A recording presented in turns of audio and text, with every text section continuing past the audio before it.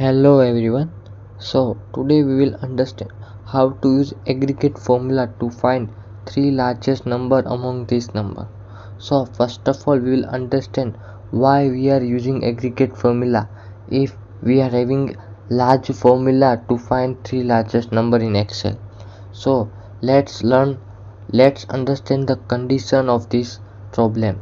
We are having many numbers and in between numbers there are errors.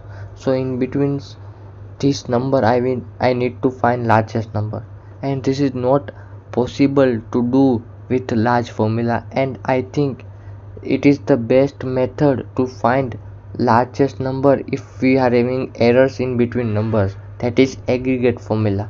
This will help us to find largest number. Let's understand by practical example. We will write equal to large.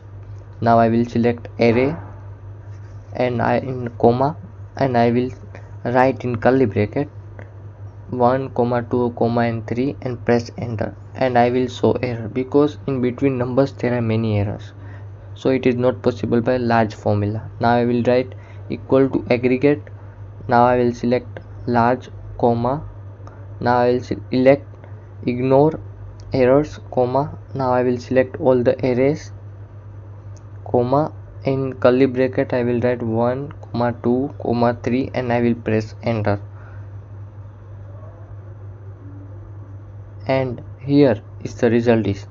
So this is how we will use aggregate formula in Excel. Thank you so much for watching my videos.